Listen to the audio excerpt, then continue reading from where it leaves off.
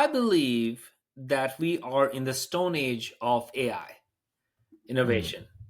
And and so everything that we see today with AI, 6 months from now, Greg, we are going to be laughing at it and saying that, man, can you believe that's all we were doing with AI? And so it has immense potential. It has immense opportunity for all of us. And I think we all can at least imagine it, if not do it at the moment, which is all what humans are really good at. Is they when you can imagine it, you actually do it. So that's what God has given us, the human ability to do that. At the same time, in the world of go to market, I was listening to Darius, who's the CEO of Anthropic. Because you mentioned inbound, he was at inbound in here in San Francisco.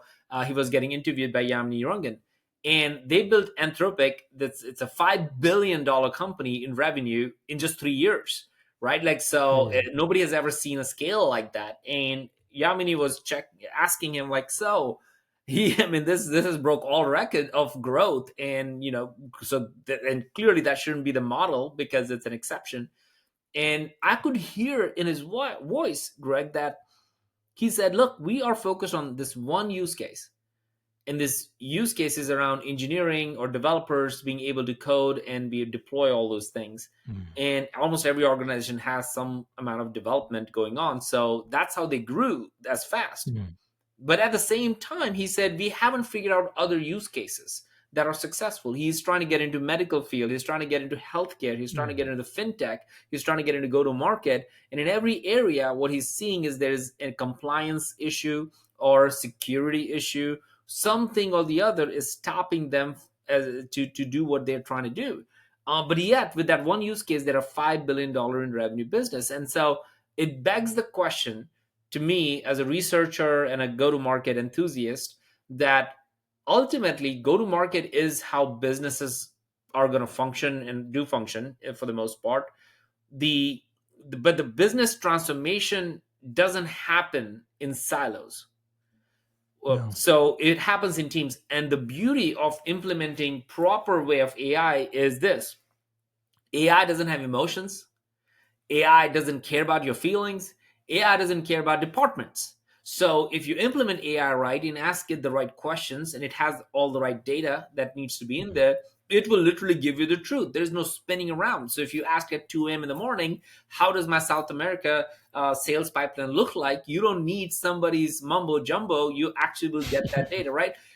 Marketing, sales, it doesn't really care about division. It doesn't care about department. So AI has the ability to truly become the central nervous system, the operating system in its own way for the organization to make proper business decisions. And I think that's a big area that every company is going to have their own chat GPT version of LLM that they can use, we believe. So it's on the horizon. And the last thing that on the AI part that I feel very, very excited about is that we are seeing now, as part of our research, we're seeing companies, AI is actually building products that the company never thought they would be building. So, for example, if you have 1,000 customers, we are seeing AI. There was no way to identify what are your best customers and how they're using. Like normally, you would just pick 5 amazing people and they tell the same story over and over again. But now you can deploy AI. It can literally see exactly what all of your 1,000 customers are doing. It can then recommend what product you should build or a feature that you should build, because to help certain people, they all 80% of them download this particular spreadsheet or this particular dashboard or go to this particular page. You can have that data across all customers, which has never been the case ever before. As a result of which, it actually can go and create a new product that test with a small beta set of customers, saying, hey, if I enable this feature, I see you do this every week, can I enable this feature for you, and it will cost you $20. And all of a sudden you have a product creating another product, and then you can test it at a rapid pace and actually put it in the market in a way that it has never been done before. At So speed, there's a yeah. level of go-to-market innovation that is so possible, so close, yet we are in the stone age of AI.